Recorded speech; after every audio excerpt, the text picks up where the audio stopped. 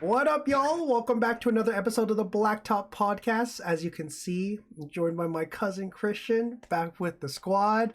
However, as you also see, we're back to two-man gaming it. Unfortunately, I think Ruben has like the stomach flu or something like that. So first of all, feel better, Ruben. Hope you're doing all right, brother. And before we start this podcast, though, we do want to say rest in peace to Caleb Swann again. He was a first-round pick for the Portland Trailblazers in 2017, and yeah, it's just rest in peace.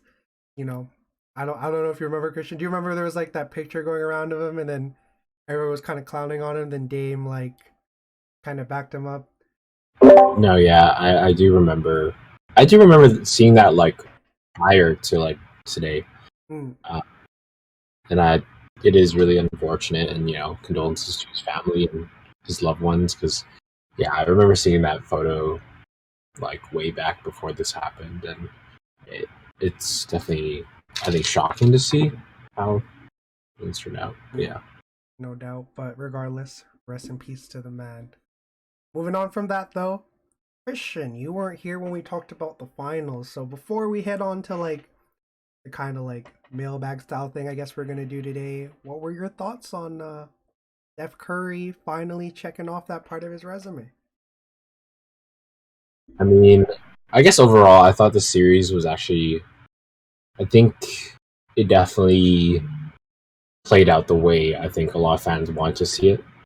Um, like, I wouldn't say there was as many memorable moments from this playoff series than some of them, but it wasn't the worst by any measure. Um, I do, I did kind of see it coming as soon as Golden State had won. Was it Game 4 when Curry had like 40 something points, and I think I saw someone mention it, and I totally agree that it was kind of like his highlight moment of the series where he took Game 4, because that was definitely the Steph Curry game. It's good to see. I mean, I've been a fan of Steph Curry, since his eclipse in the league, honestly, and it's just dope to see. I think people are maybe finally starting to respect um, the words that come out of people's mouths nowadays that he is the best point guard of all time, and I I think it's well solidified in saying that too. Um, but yeah, I mean, in a perfect world, Boston would have won, but I am happy to see like kind of the experience for Boston. I think that's super important given that they have two rising stars on their team. But yeah, No doubt. So you think Curry's officially past Magic? I think. I mean, I think everyone has like two lists in all time greats because you can definitely go by accolades or you can go by just like pure greatness, and really considering like what they've done, like accolades involved, but also like culturally. I think in my mind, I think he is the better point guard of all time. Um, and I mean, he's not even done yet either. That's the crazy thing. Undies. Yeah, and I think in addition, I think Steph's definitely when you compare kind of like pound for pound and what every NBA player's been able to do with like the size they have, I'm not gonna lie, I think Steph's the GOAT when it comes to that. 6 threes, like 210 soaking wet, and yeah, shit, man. It Yeah, sucks that he had to get this to kind of like cement himself in that conversation, but I mean he has it now, so you know that's always good to see. But transitioning from there, so as of right now, we're kind of in that little gray area of the NBA offseason. The finals are done. The draft's right around the corner at the time of recording. It's literally like a couple days away. So we're right before, all the juicy stuff starts to happen. But that doesn't mean there's been stuff not going on. Obviously, I guess, yeah, you weren't here for that either. What are your quick little thoughts on the Christian Wood trade? Because I know you and I are very, very big fans of that man. well, I'm pro Christian Wood for sure. I think he has been like a grinder in the league, obviously, with him being picked off of teams and I was one of the people that was kind of high on him when he was starting to blow up in Detroit, like when what pretty much brought him to his deal with the Houston Rockets, right? Like him having that little spurt where whoever was injured and he got more time to play. But I think it's a good trade for them overall. I mean, really, in the grand scheme of things, they didn't really give up a lot. Yeah, they fleeced him. They did fleece him, for sure.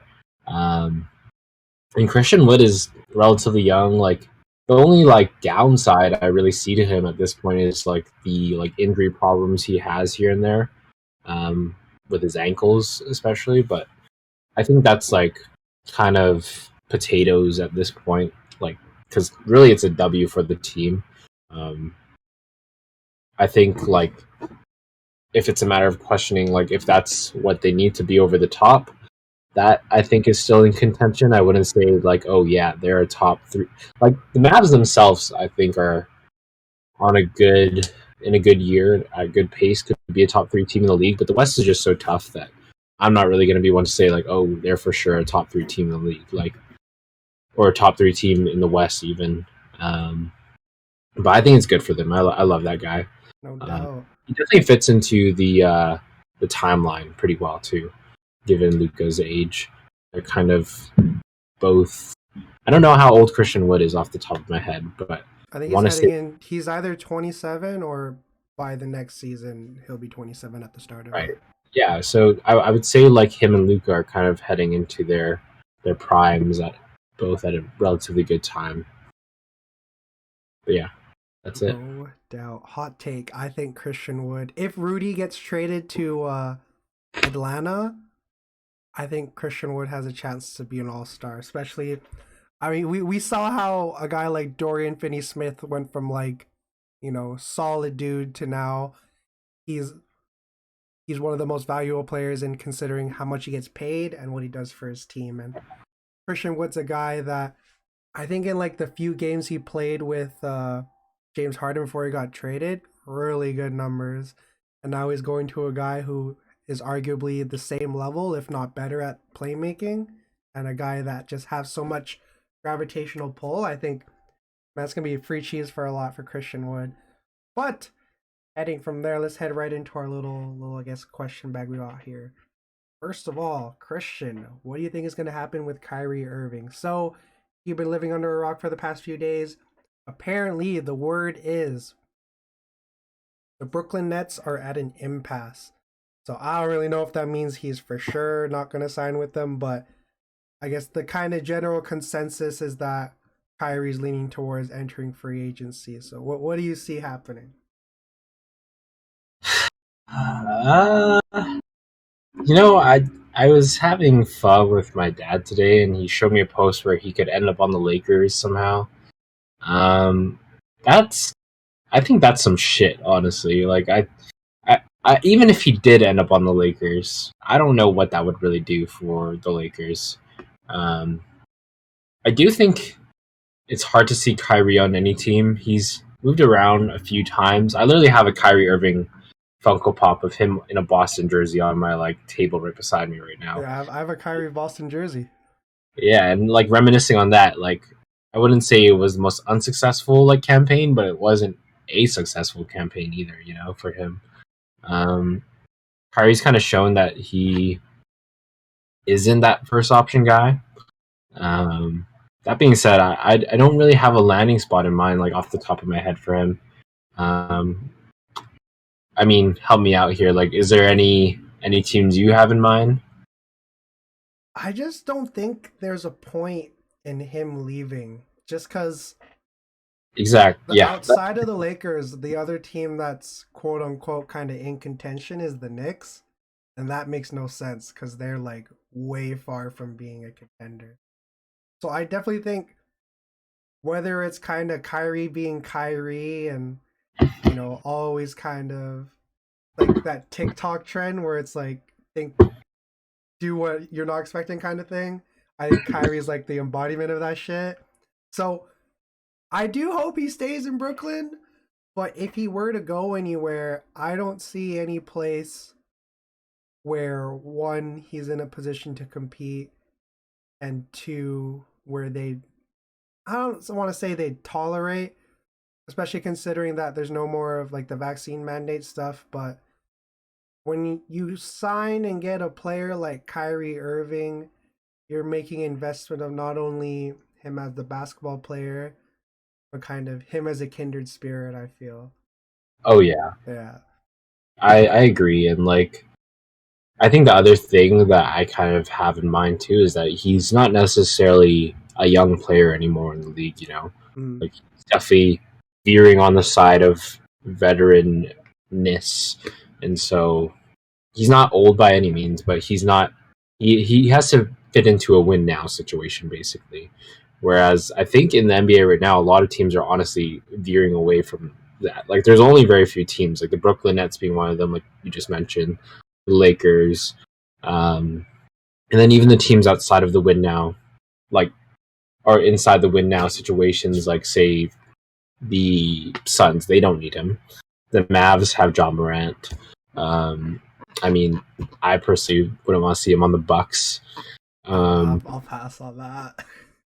I don't like the Bulls. Like, I'm just trying to like name off all the teams that have like those like kind of core star player, like those core of stars that could maybe take him in. But the point guard position is pretty strong in the league right now, I would say.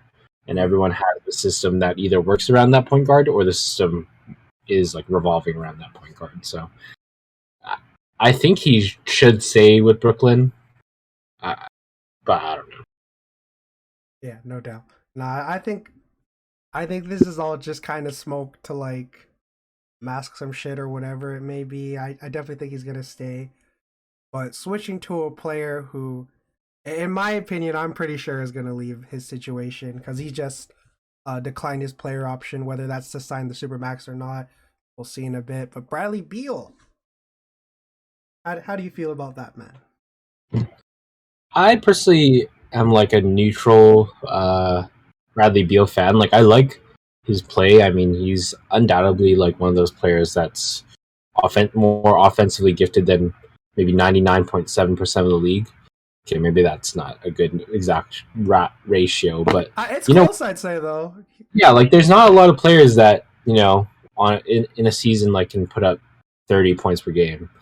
Um, but Bradley Beal is one of those players, and so I think when you consider like where he could land, I mean the speculation I and this is on me because I haven't really been trying to keep up, but at least the speculation last year that he was landing in the Heat on the Heat, I think that would still be a great landing spot for them or for him. Sorry, I personally think like that's what they kind of need at this point, is like a good mix of offense on their team, and I mean they have a system that obviously works for them to get wins, but I mean, like if you could really just imagine, that last shot that Jimmy Butler took and replace it with If Bradley Beal's Bradley, taking that, that's going in.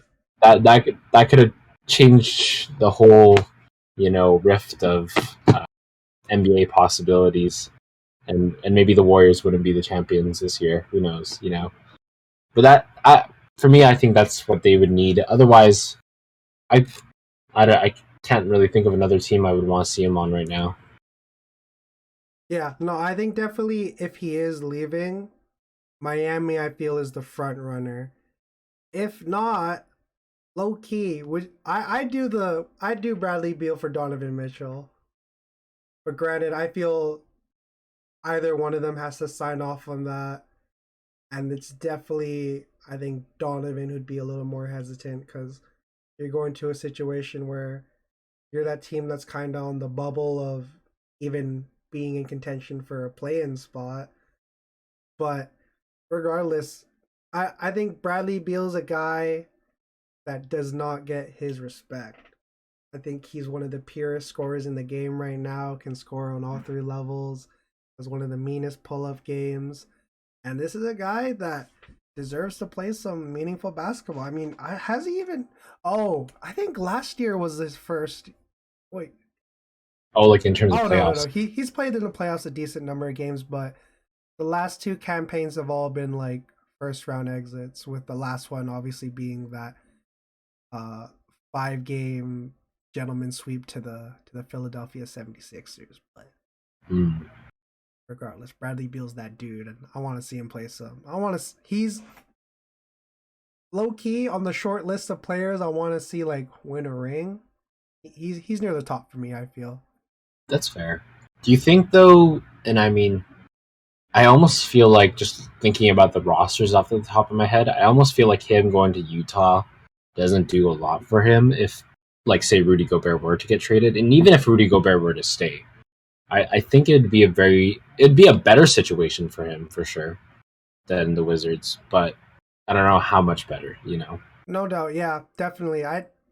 It moves the needle a little bit just because I feel you're getting a guy who's like, you know, not as much of a size liability as Donovan Mitchell, but it's like literally by like a few inches. And on top of that, he's like shown the ability to be a willing passer. Like he averaged a career high in assists this year, and I think it's just a matter of being able to fully integrate into a system because wherever he goes, he's no longer going to be like the guy compared to where he's at right now. Granted, he's been well documented being like he wants to win now. I just feel with how much money he's going to command, I don't know if there's got to be some give somewhere, you know what I mean? Yeah, like I personally think in a perfect world, you'd have to dump Rudy Gobert if you're getting Bradley Beal so that there is money to put in elsewhere. Like I would say, like keep that core of role players they have. Like, oh my god, I'm drawing a blank. Utah, You no, got Utah you is got Jordan Bowie, Clarkson, got Bojan, Jordan Clarkson, Joe uh Ingles. Oh wait, no, no, Joe Ingles is on the or not the yeah, Pacers, the Trailblazers now. yeah, that's Fuck's right. it, Royce O'Neal, uh Mike Conley. washed up Mike Conley. Dude, like that's what I mean, man. Like I don't Literally, know. yeah, there's not very many situations he could go to low key. Like Like, you got to dump Rudy Gobert and like make some moves in the offseason with yeah, alongside Bradley Beal, or the team literally just stays the same. You know? I'm not gonna lie. I'd like to see him on Miami though. I think that gives him the best chance to be successful.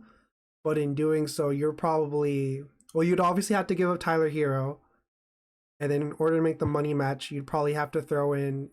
You'd probably give up, not give up. That's the wrong word, but Kyle Lowry would definitely be kind of the sacrificial lamb in that. Because obviously you don't want to give up Bam because he's one of the best centers in the league. Jimmy's like obviously the face of that team right now.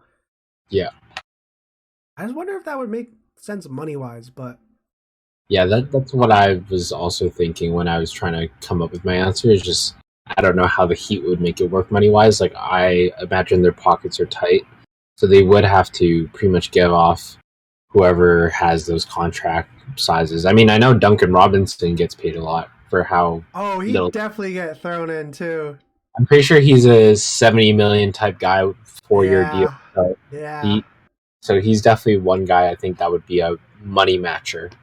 I think something that also kind of throws the wrench in is the fact that PJ Tucker declined his player option. So it's not just the fact that you want to improve your team from like the top, like being top heavy, but now with losing a guy like PJ Tucker, you're really losing one of your like main kind of glue slash role player guys. So Oh yeah, granted, this free agency class was kind of cheeks, but this Bradley Beal thing I think has potential to spice it up a little bit. yeah. I am excited to see where these players land. Like, hopefully they really. I mean, given that Bradley Beal did decline his player option, I assume he is going to be moving. Kyrie Irving, I kind of hope he does stay in Brooklyn at the end of the day. Like, I think that's just the best for him. If like he wants a good chance at winning, I mean, but yeah, No doubt.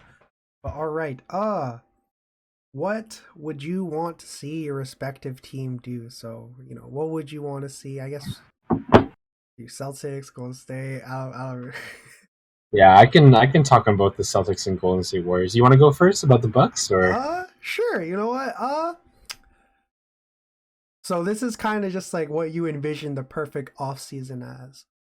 For me personally, I think there's been talks about moving the pick, but honestly, I would prefer they take somebody with it, just because after this they don't have a pick till like way later, and even then, I think it's a swap that's less favorable for them with the Pelicans. So I would prefer that they do take somebody, ideally another bucket getter slash like a guy who can be able to not be as much of a defensive liability as some of our other players.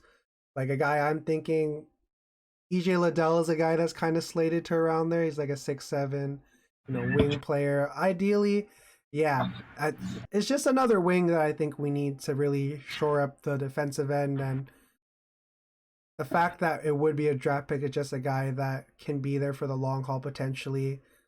But granted, if it's in terms of moving, I don't even know who we move because I read that Brooke Lopez is not. They're not trading him, so that really only leaves like Grayson Allen and George Hill low key, and I think that combined with a first round pick really isn't getting you much. And yeah, so I guess to kind of schmo to tie this in a bow, my ideal offseason is we take a nice young player with our first round pick, and in addition to that, maybe get some nice role players. A guy I would really like is a guy like Kenny Hustle, one of those guys who's able to really, guard multiple positions and is really going to get in where he fits in.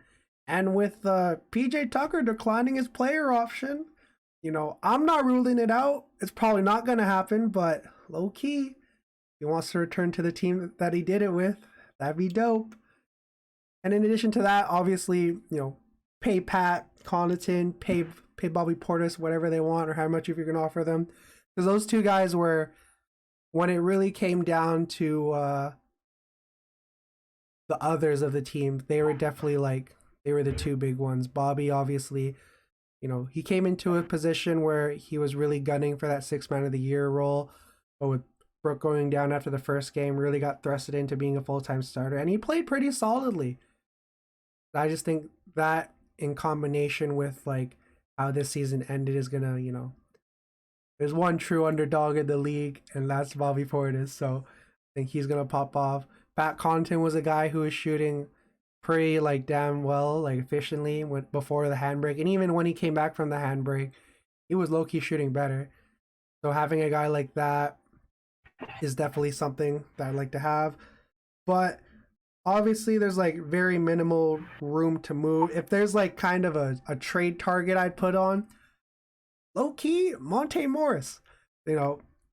He's a guy who's used to being that kind of spark plug, off the bench, running the second unit.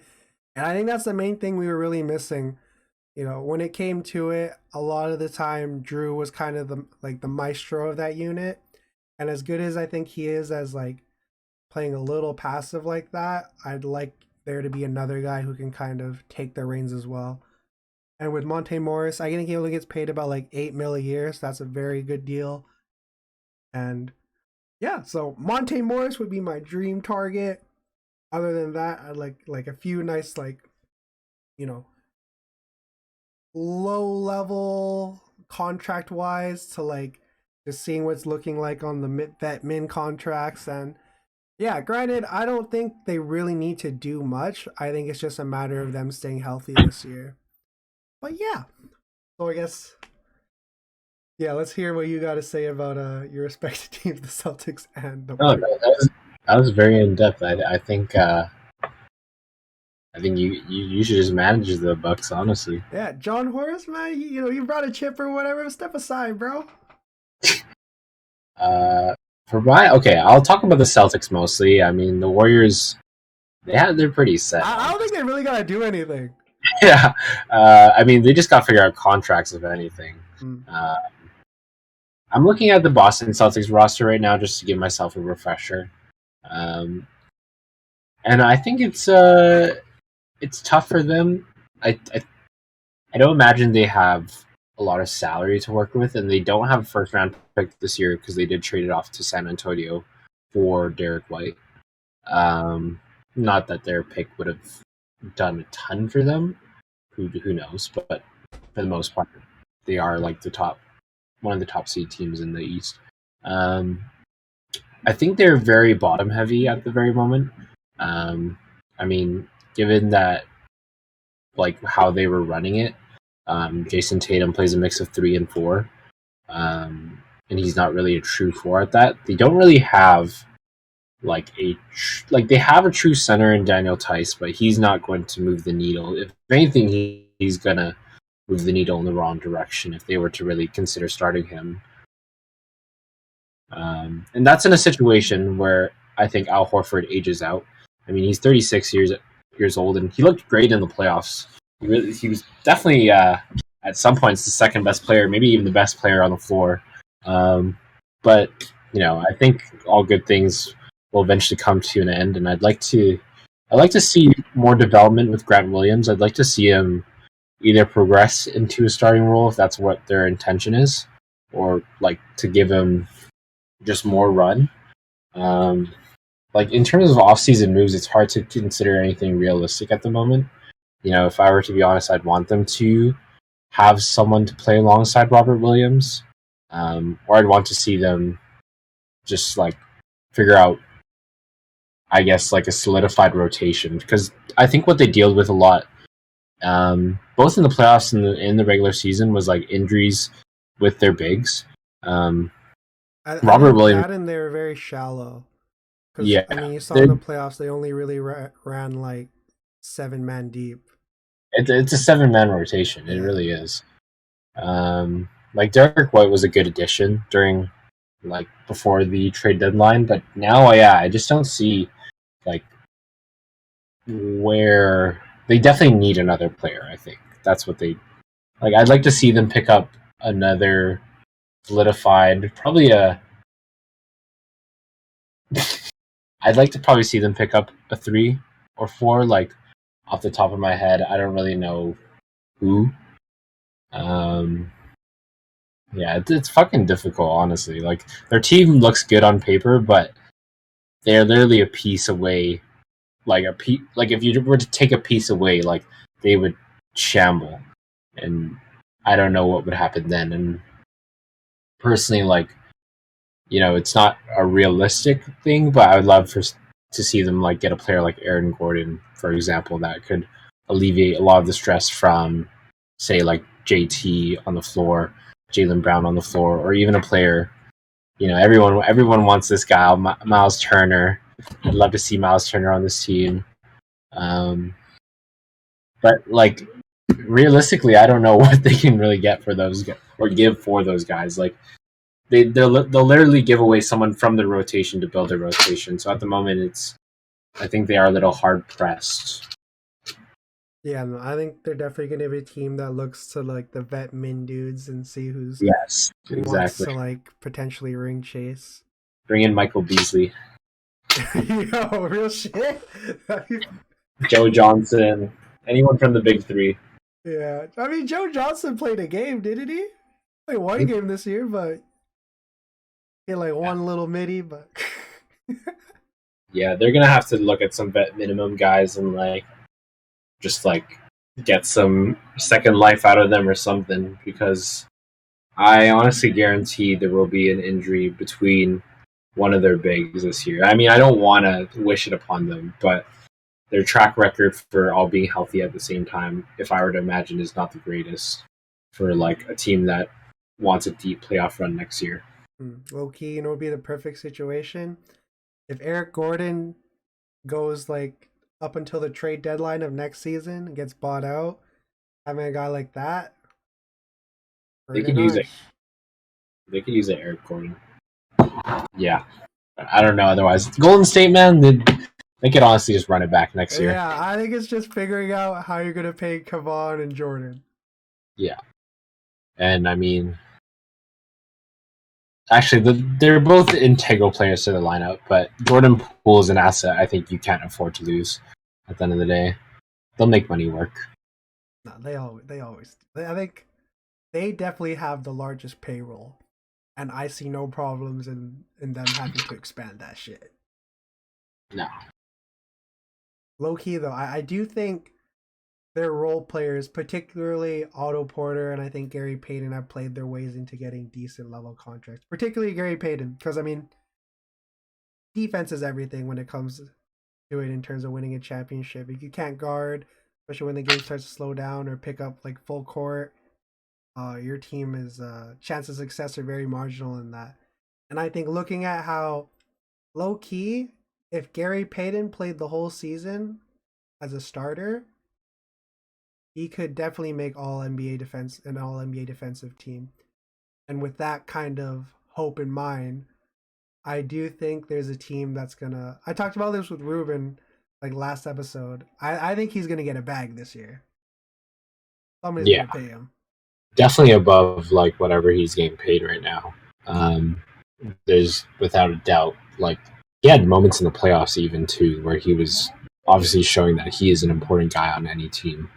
Um, and yeah, I think Golden State Warriors would be again they'd be hard pressed to like let go of a guy like that, Mm.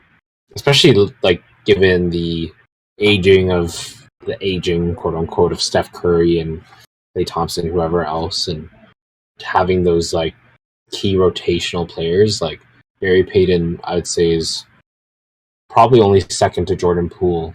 Like I wouldn't say second to none, but second to Jordan Poole in terms of important role players on their team. I respect that Yeah, take. That's a solid one. yeah, Yeah, yeah. genuinely, they don't really need to make any changes. It's just bringing back that full roster and potentially adding James Wiseman next year. Whew, that's gonna be crazy. That's gonna be nutty. That'd be fun. Yeah, yeah. All right, last little question before we head into our little fun section. We're gonna try again. Who do you think is poised to be a potential first-time All-Star next year? This year, guys like Darius Garland, Jared Allen, LaMelo Ball, DeJounte Murray, and was there anybody else that was the first-time All-Star? John Morant. Yeah, you saw the emergence of a lot of these guys really taking that next step and emerging as the future of the league. So if you had to pick, you can pick multiple, but like who would you say is really poised to potentially get in next year? Off the top of my head, it's probably Anthony Edwards. Um, I mean, I just watched Hustle like an hour ago. You know, Kermit Wiltz is looking. He's a lock for number two. But no, this guy, I don't know. Anthony Edwards, I think in a perfect like if the Minnesota Timberwolves can get off to a good start, obviously, I think he can be an easy selection. Um, because players like CP3, for example, who knows what that guy's going to look like at the beginning of next. I think there's a lot of room for players that made it this year to not be in it this year when you consider the young players. Other than that, I'm trying to recall all-star snubs from last year. That do you have anyone in mind, like off the top of your head? Uh, for First time. me, one person I really want to see get in is Tyrese Haliburton. Ah, I think Tyrese Haliburton, especially if so. I guess a little quick aside. We probably should have talked about it earlier, but Miles Turner and Malcolm Brogdon are apparently two guys they're shopping around, and the consensus for a lot of like people are saying that they're not going to be there after draft day. So I think with that, that opens a lot of space for Tyrese Haliburton to like really operate at his full capacity. We saw how in his like little sample size before he gets like a full season, this upcoming one, he put up a pretty, let's see here, 17 and a half and 10. And at one point, he was pretty much averaging 20 and 10 on like the assist level, almost two steals. So, and he almost shot 50, 40, 90 during like this year too. Man, that's crazy. Holy shit. No, but I think if you're able to kind of open the space and open the floor up for Tyrese Haliburton to really be your lead guard, I think he has the chance to honestly be the best kind of young Pacers player since like PG. And mm, PG was looking like he was about to be better than Reggie Miller at times when he was on the Pacers. I can see that for sure. And I think I like totally let this one slip out of my mind, and I think it's because personally the Raptors don't get a lot of media coverage, but I could see I see this alternating two ways depending on how the Raptors look by the after off season. But I could see OG or Scotty Barnes making an appearance in possibility. Um, I think they would make it in as reserves, to be Yo, I'm honest. not gonna lie. I think OG Anunoby and Jaylen Brown are on the same level. I agree, honestly. No, Jaylen Brown's cool and all, but I just think OG doesn't get the love he deserves just because the way he plays is so ring. not boring, but you know what I mean. It's just he doesn't He give plays humble, he plays humble. he plays the right way. He makes the right plays. He's not a guy that's gonna go hunting for his shot. He's not a guy who's gonna commit 100 turnovers in a playoff run. OG Anunoby plays the game right, and because of that, I don't think he really gets the love he deserves. But I think that and being in Toronto definitely hurts. But Scotty, I think, definitely has a good chance, especially if he's on the same tear. I think he's like a media starlet as well. He definitely has that in him. I would say, do you think Cade is a possibility? Oof. I I think think it's hard to.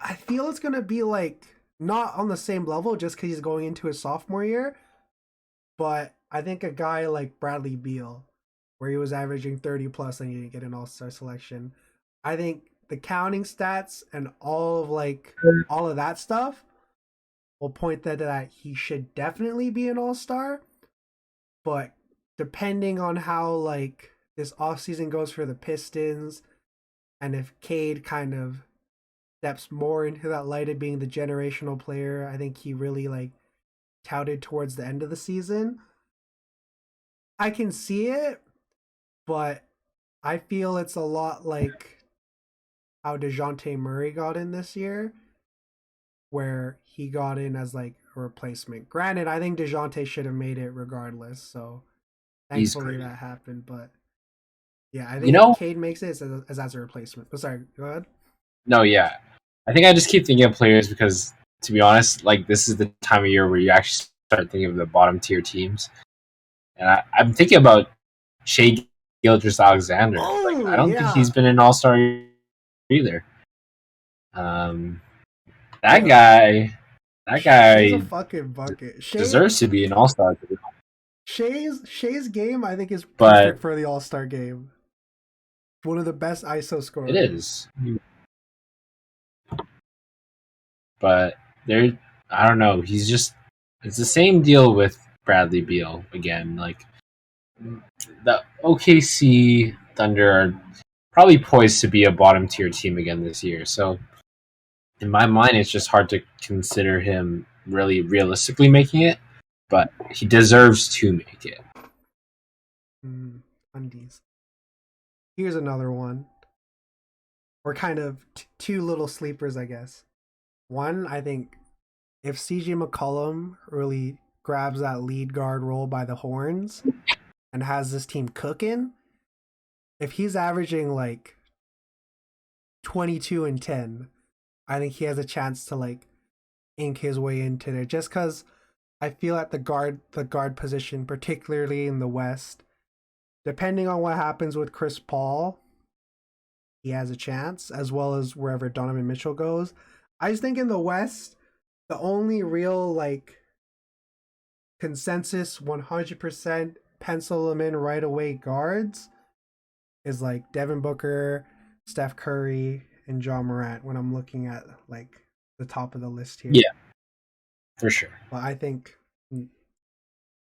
Jamal Murray, that's the Canada pick. I think if he comes back and is playing like how he did in the bubble, or even better, you never know.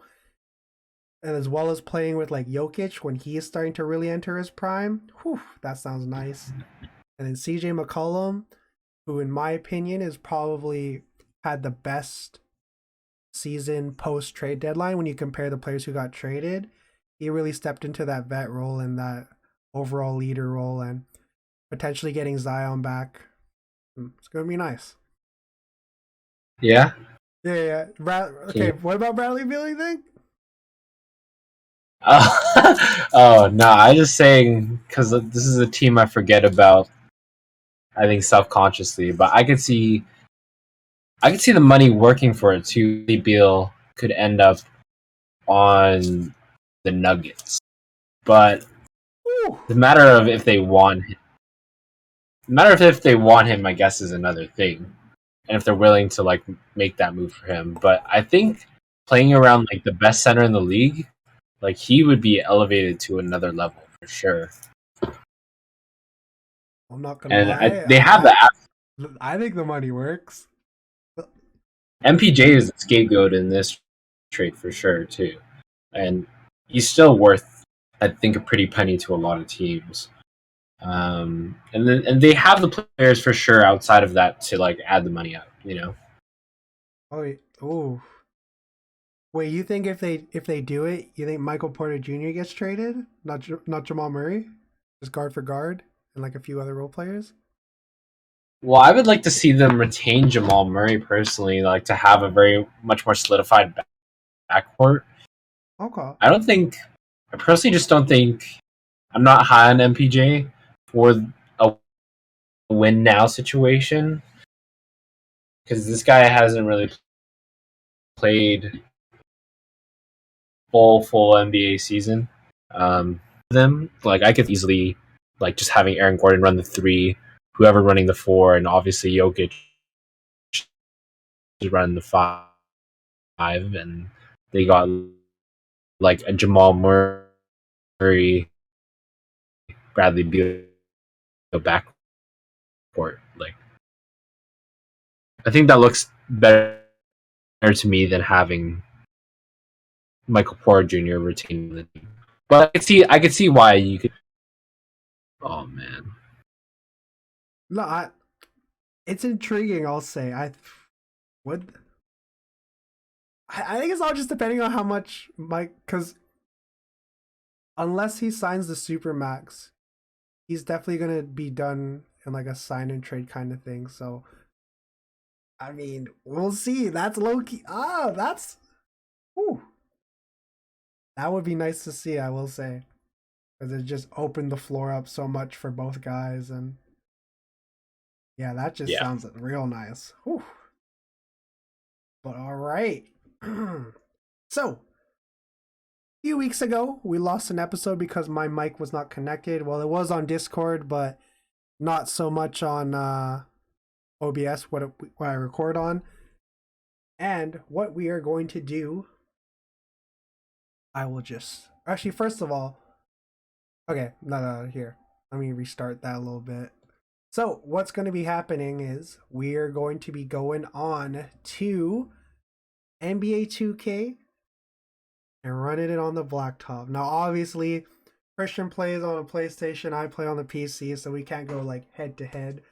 But what we can do is select our players and let the perfect 2K CPU AI battle it out for us. So we're gonna go a little kind of drafting here, and we are going to pick our 3-on-3, our trios, and we'll see who wins. When we did this, like the full fives, I mean, I'm not gonna lie, I hoed myself, and John Morant was very trigger trash. happy. Yeah, honestly, he was fucking cheeks. He went like 5 for 21 or some shit like that. But all right, let me look up like a coin flipping thing. Okay, let me share this so y'all don't think I'm cheating. Flip the coin, bing bong. All right, Christian, heads or tails? Gotta be heads. It's always heads.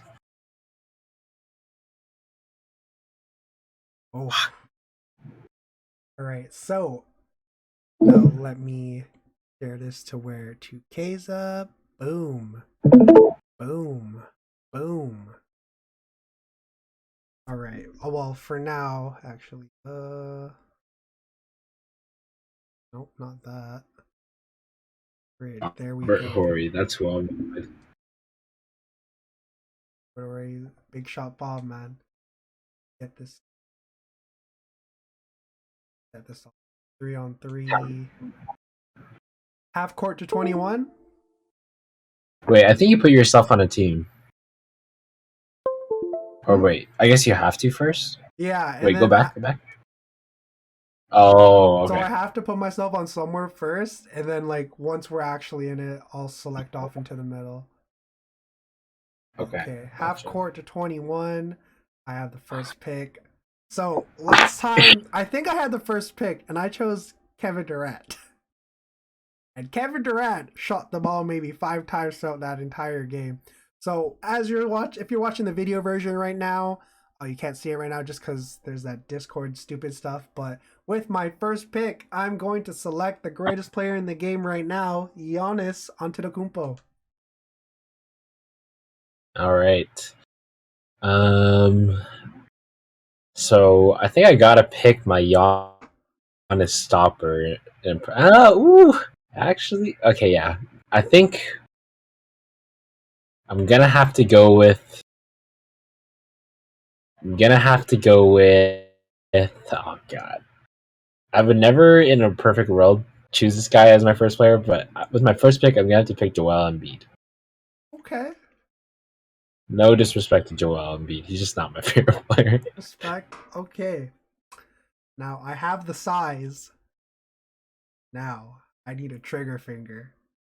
I'm going to go with the 2022 NBA Finals MVP, Wardell Stephen Curry. Right back to you, Chin.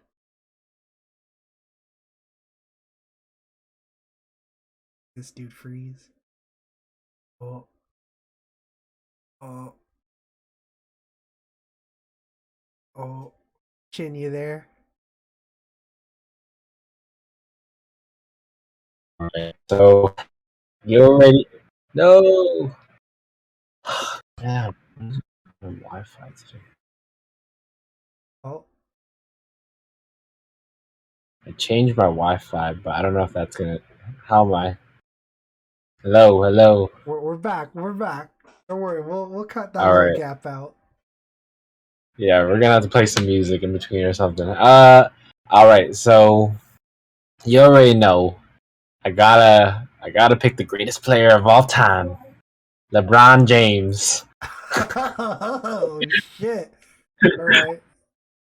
I just Boom. gotta. Hey, I had to pick one more player to add to this God squad. I think it's the guy who completely fucking clamped. The last guy, I think, to really clamp Giannis.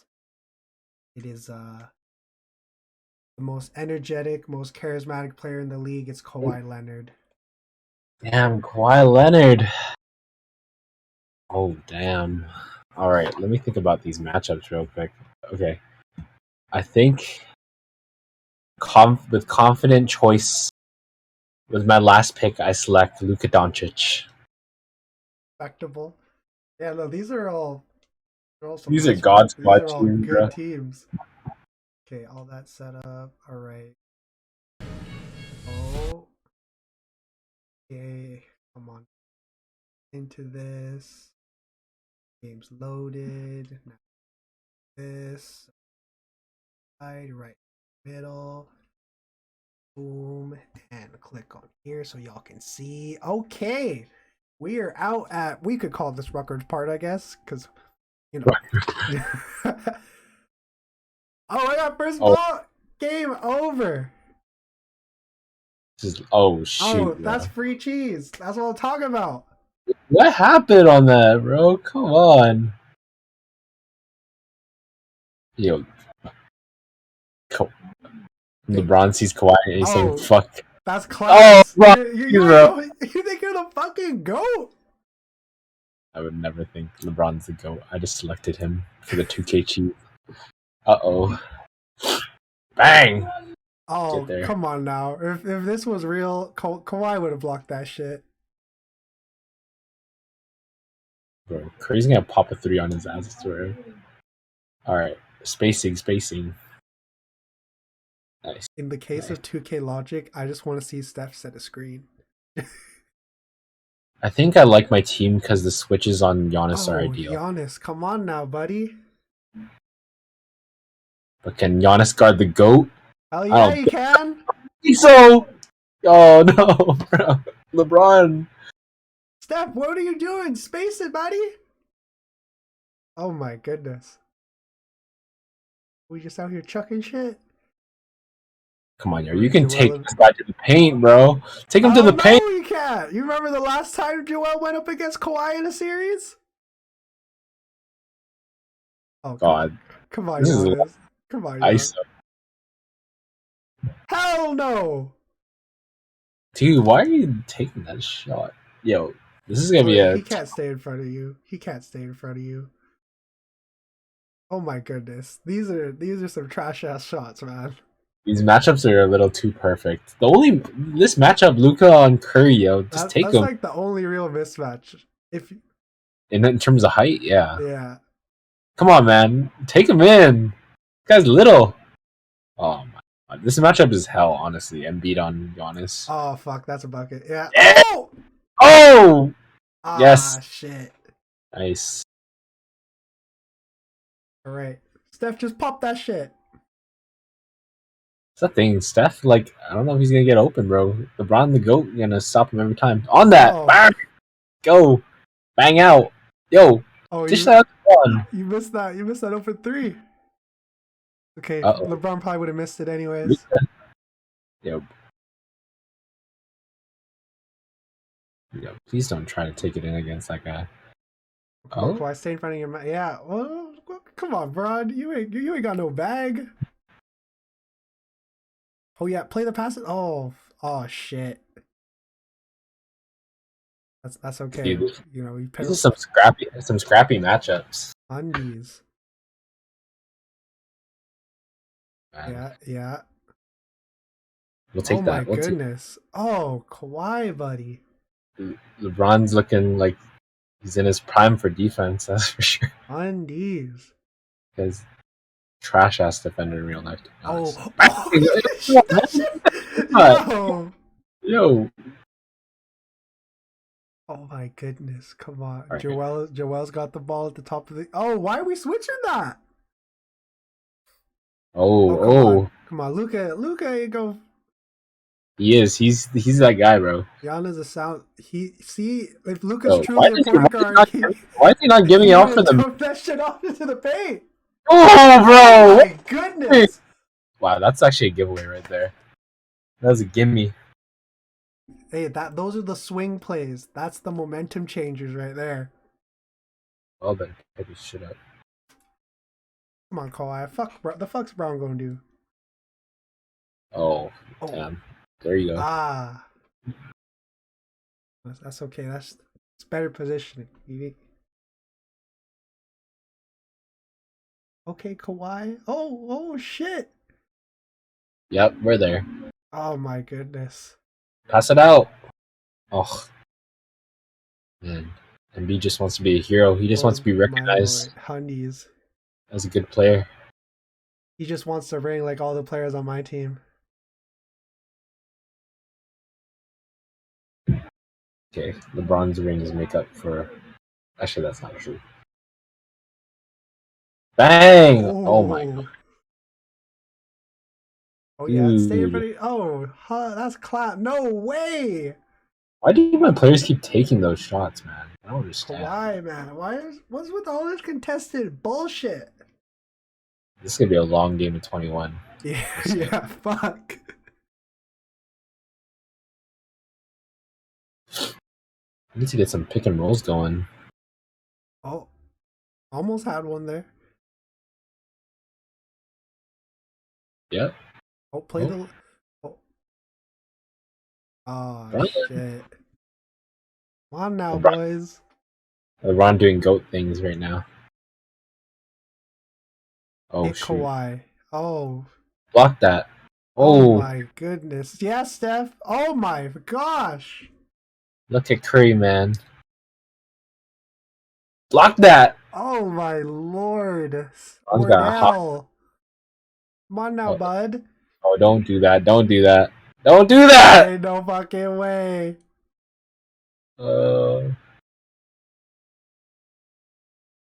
Alright, take it in, Kawhi. I dare you. Oh yeah, the takeover. Oh yeah, that's easy.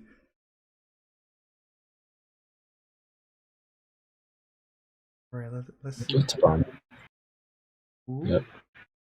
Yo, it's gotta be both ways, though. Bron's gotta got it. Oh! No, sir.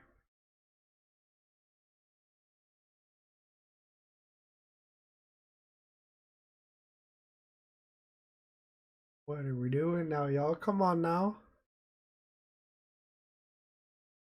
Oh, yes, sir. Oh, come on now, Steph. Yo, pass that out, man. Luka's open. This is fucking. Oh, damn. Oh, Let's shit. go. LeBron is like, I think has all my points right now, I think. Maybe Embiid's got one. Come on, Giannis, head down. Nobody's stopping you. You like that matchup. King against king. Oh yeah, Oh. that's your spot, Kawhi. That's a tough shot.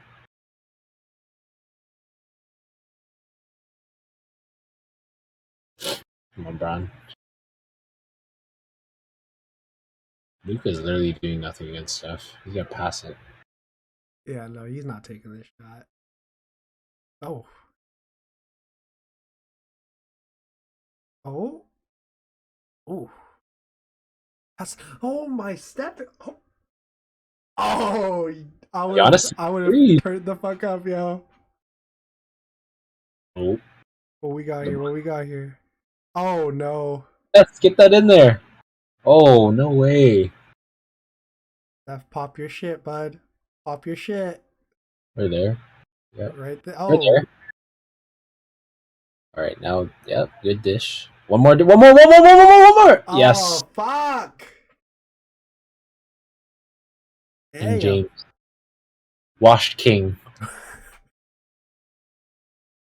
Oh. No. Take it then. Honestly, just give Curry the lane and this guy's That's what I'm go. talking about. Oh, no way, Curry. That's some Steph Curry shit. That was very Motherfuckers with the pot. Oh, yes. Hell no. Why are you taking that shot? That's not even the right takeover, bro. Come on now, Kawhi. Oh, yeah. That's free cheese. Oh, shit. Embiid is frustrating me, man. Hey, you've been better than John Morant when he was on my team. All right, Embiid. Show why you deserve to be number one in the league. Yo, take that shot first. Okay, you live with that. At least he made it.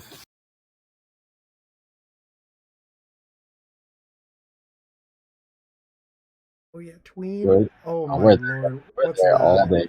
What's that? We're there all day.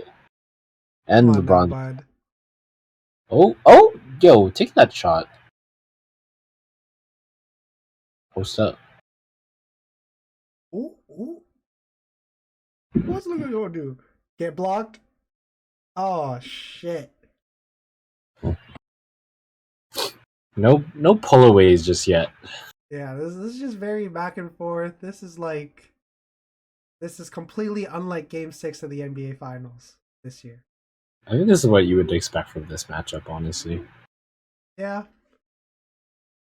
Maybe. Yo, on and off, like just like a little topic I'm gonna bring up here.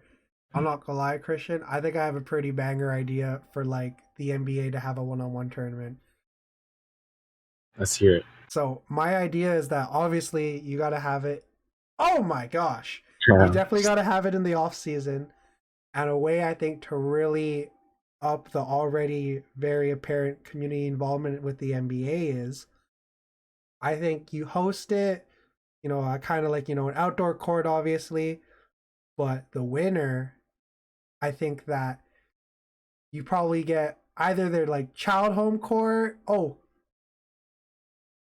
yes, shoot that shit. But Like you've seen how a lot of these NBA players, whether it's like Giannis or Luca, they've like Yeah, gone back to their home like home courts that they grew up on and like retooled them and repaved them and all that stuff. yeah. I think the NBA should do something similar to that, where you have this one-on-one tournament, and whoever wins, that's like the main prize, where It you get to always go like to like your home community plus like the city you play for, and you get to like revamp a court. And obviously, it'll probably be a lot like how at the All-Star game you have like charities you're playing for. But yeah, I just think that'd be a cool thing for the NBA to do, that'd be pretty cool actually. right? I think Jason Tatum's taking it all. I'm just kidding. I think Low key ISO scoring. Katie would probably be taking it out, to be honest. Yeah, I think it'd be low. Those would be two of the people on the short list of like the favorite stories. Yeah, but that'd be a dope concept. I think I'd like to see like, yeah, I'd like to see some off-season play. But I get that the NBA players like do a lot. It'd just be cool to see like even a weekend of like just like fun Yeah. Oh my community. goodness, Steph. And I don't think you don't even have to get like the best players involved. I feel. I No, think of it should course. be like each team can select a player from their team. You can do like this whole like kind of round robin thing or whatever the fuck, and you could choose literally any player. Like, if Milwaukee really wanted to send Wesley Matthews to be their representative, they could. Yeah, it'd be cool if like each team sent a representative and it was like a kind of a round robin, like 15 players from the West, 15 players from the East. Mm. That'd be pretty sick, actually. On you, Adam Silverman, hit me up. And the fact this game is only 11-9 right now. Yeah, fuck. Do you just want to go to 15? Nah, we gotta You see it want to out. see this through? Okay, I respect that. Steph, shoot that But shit. Yeah, no, I think that'd be super dope. Oh, why, everyone, bud? everyone's just locking each other up though. It's I think it's more so everybody's taking such shitty shots rather than that getting like fully locked up. Oh, we saw a pick. okay. Even okay, movement. Yep. Get that shit Oh out of here. man, we could take it to 15 maybe. 15? An off topic thing, Christian. Do you think the NBA should penalize the take foul? Like the pump fake and then Nah, like when a team gets out in transition and they're on the fast break and the team just instantly stops like all the momentum and just like not even really a basketball play. It's like literally just like, oh, oh. I mean, I don't mind it because it's like it helps for the game. Oh my god, man! It helps for the game there to have a little bit of strategy at times, just because. I mean, it adds to like another team's bonus, right? So mm, like you kind of win both ways, I guess. Like I imagine coaches draw plays where they like can get people to force fouls like on transition and or like they obviously fast transitions is a huge part of NBA basketball specifically, and I could see where coaches like kind of. I mean, coaches target players all the time.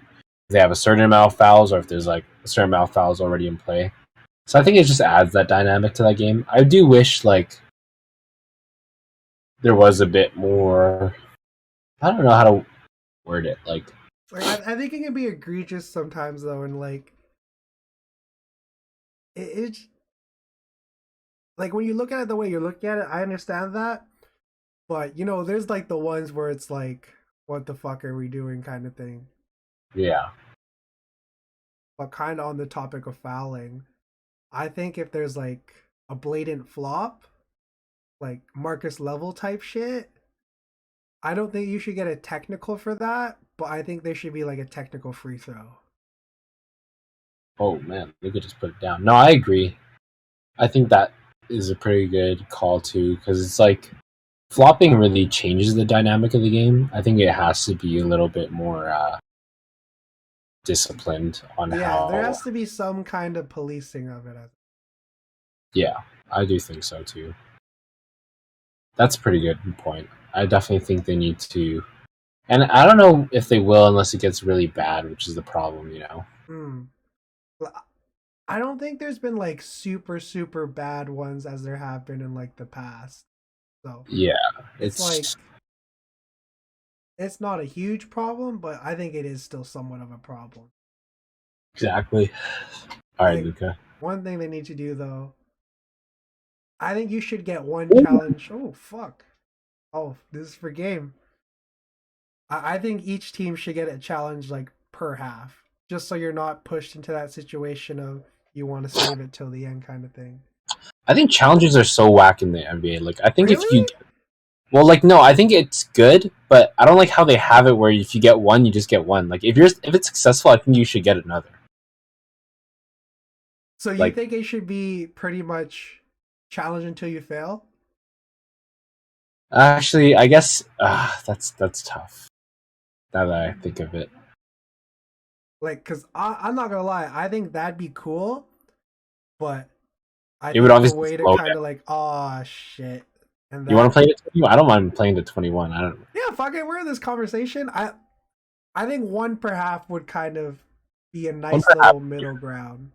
Yeah, that's actually a good way of putting it, I think. Yeah, one per half, I think, could be a good solve to it. Yeah, I don't know. It just sucks when a team has a challenge and it's successful, but like they get nothing out of it except like obviously the possession or Yeah, whatever. you save what, a couple points when there Yeah, might be a time where you need that challenge again for the game kind of exactly. thing.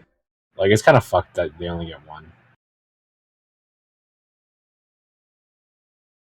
Oh Oh dang. man, Yeah. baby,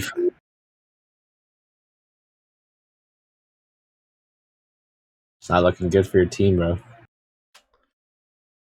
They From a say draft, lightning doesn't strike twice. Oh, come on, that's just a little more out. Or there's still technically one possession game. I'm okay with that. yo. All right, Brown. Yep, yep. Washed Oh, King, washed King. all right. We gotta double this guy. He's gonna drive for sure. Yeah. What are you gonna do, Giannis? You got takeover, buddy. Let him take that shot. Let him take that shot. Yep, we're there. Yeah, Give that out! Oh my god. I knew he was gonna throw up that bullshit.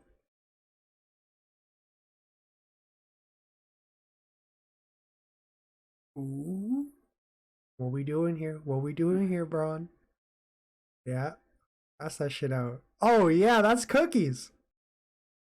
Oh, Kick it out! Shoot that shit! Oh my lord! wow. All right, Christian. What would you say were your top moments from the season this year? Could be regular season, playoffs. Mm, I think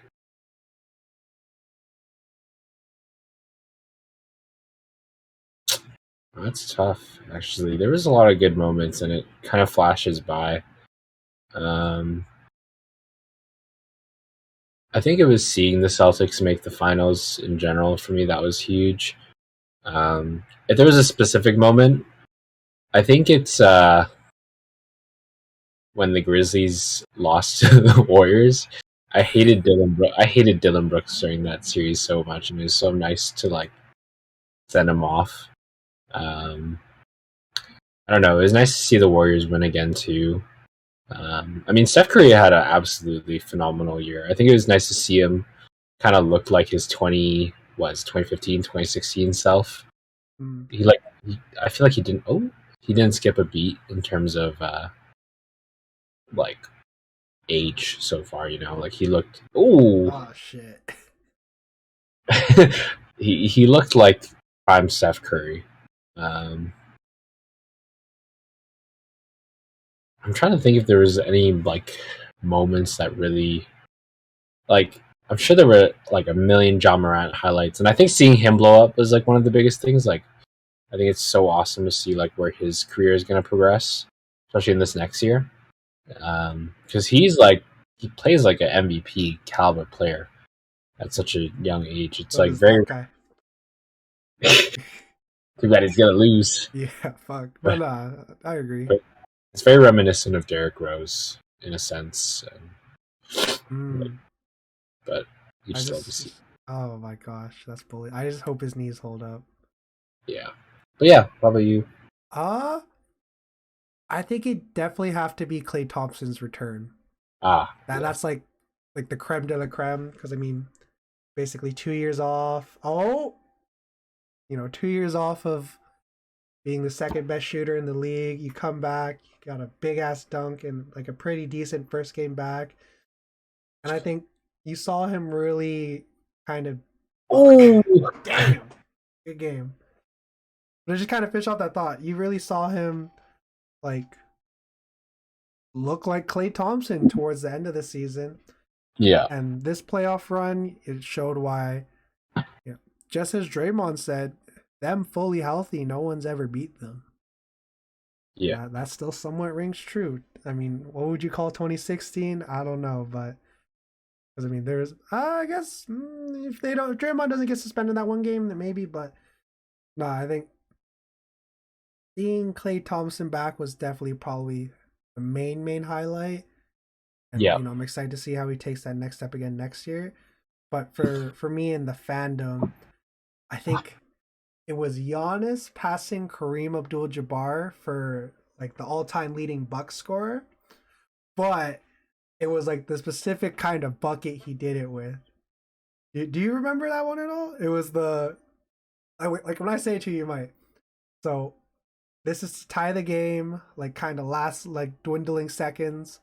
Giannis has it at the top of the key. Andre Drummond, the bum is guarding him, takes a jab and fucking like steps back on his ass and drains that I, shit. I think I think I remember that actually. Yeah, That was probably one of my favorite games from the regular season this year. But yeah. But yeah. as you can see, Christian came out on top again. This man's a god at drafting. What can I say? Um, let GM. GM. With that being said, though, first of all, Ruben, brother, hope you feel better soon. And then we'll be back next week to talk about the draft, which I think is going to be very nice to see. I mean, there's a lot of things that could happen, and I think there are a lot of things that will happen. With that being said, Christian, any last little thoughts? LeBron's not actually the GOAT. That's I just had to draft him for my 2K squad. and that's a good place to end on. With that being said, we are the Blacktop Podcast. We'll see y'all next time. Stay safe, stay blessed. Till next week. Peace.